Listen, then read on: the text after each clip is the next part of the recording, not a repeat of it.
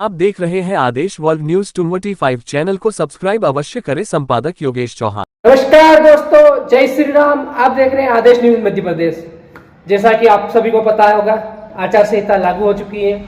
कल से आचार संहिता लागू हुई, वैसे ही प्रशासन द्वारा बैनर हटाए जा रहे हैं। प्रशासन आचार संहिता की तैयारियों में लग चुका है। बॉर्डर सील की जा रही है, बॉर्डर पर चेकिंग अभियान किया जाता है। हम इस आचार संहिता के साथ ही चुनाव प्रणाली पर कुछ दृष्टि करेंगे।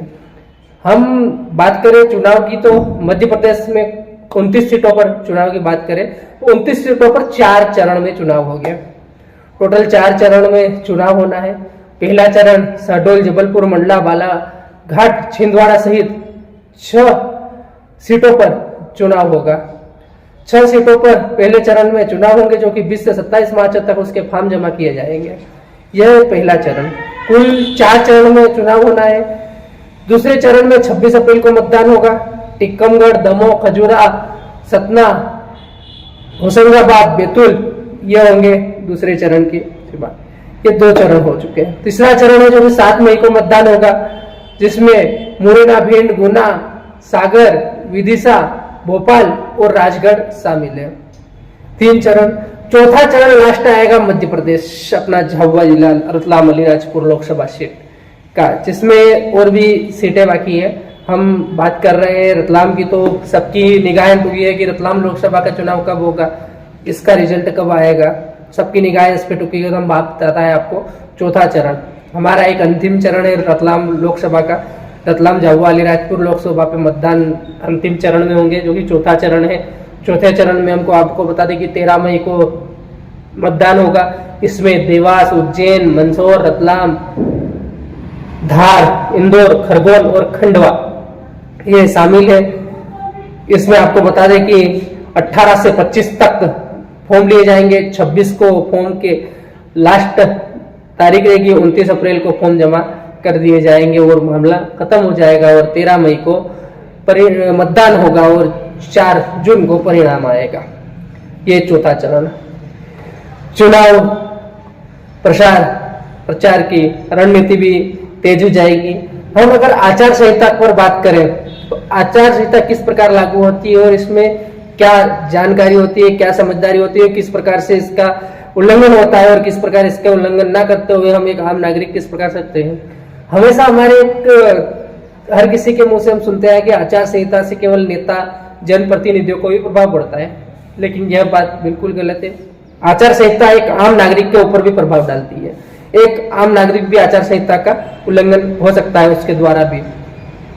नेता प्रतिपक्ष की बात करें तो नेता प्रतिपक्ष बिना जानकारी के जनसंपर्क नहीं रख सकता। नेता की बात करें तो वो बजट का जो एक अनुरूप होता है, वो आचार संहिता के बाद उस बजट का ध्यान रखना पड़ता है नेताओं को। कई प्रकार की नेताओं में बंदिश हो जाती है आचार संहिता लगने के बाद। साथ ही इसमें सरकार को भी प्रभावित होता है। सरकार को भी कई चीजों का ध्यान रखना पड़ता है। सरकार द्वारा जो निजी वाहन, सरकारी वाहन होते हैं, उन वाहनों से प्रचार प्रसार ना हो उसका ध्यान रखना होता है। कोई भी सरकारी वाहन अगर प्रचार प्रसार का बताता है तो उसमें भी कानूनी कार्रवाई होती है। सरकारी वाहनों से कोई प्रचार प्रसार की चीजें आदान प्रदान करते हुए अगर कोई वाहन दिखाई देता है और उस पर भी कार्रवाई होती है।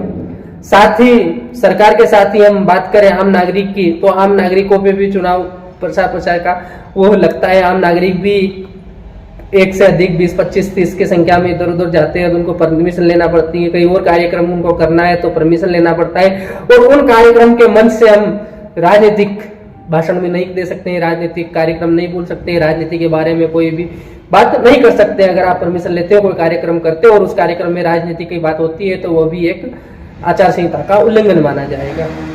अब हम बात करें सरकारी कर्मचारी की, तो सरकारी कर्मचारी का भी आचार संहिता के वो होता है, आचार संहिता का उनके द्वारा भी उल्लंघन होता है तो उनपे भी कायमी होती है।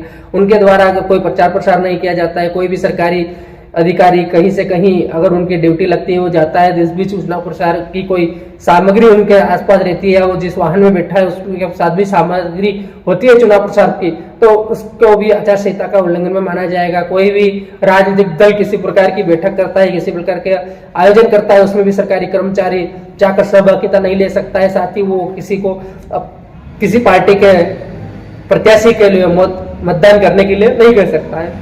कई प्रकार की आचार संहिता लगने के बाद बंदिश हो जाती है।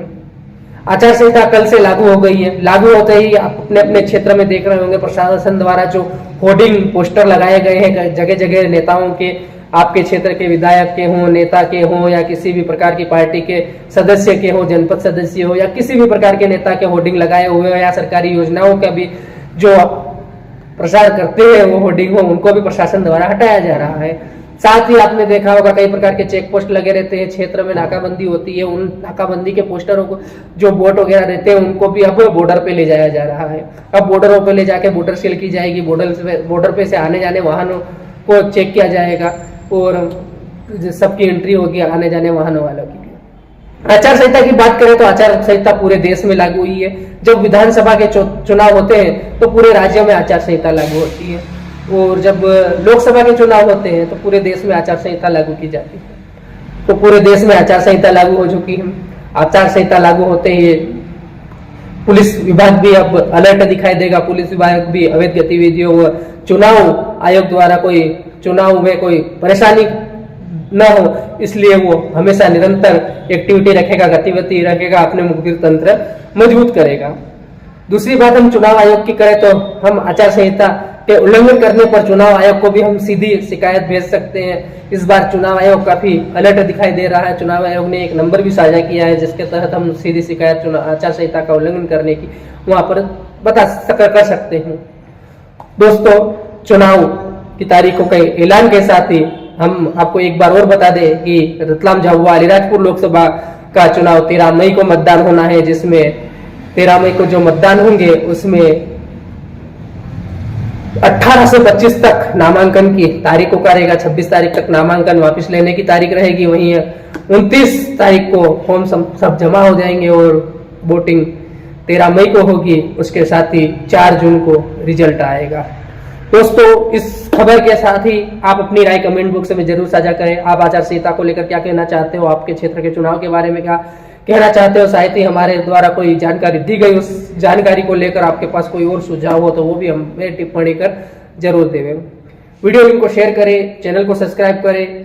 मिलते हैं किसी और खबर तक, तब तक बने रहे आप इस खबर के साथ। दोस्तों, चैनल को सब्सक्राइब अवश्य करें। साथ ही आप अगर हमारे नए चैनल पर नए हो तो बेल आइकन भी अवश्य दबाएं। यह थी एक आचार संहिता की बात। आचार संहिता लागू है, 13 मई को मतदान होना है।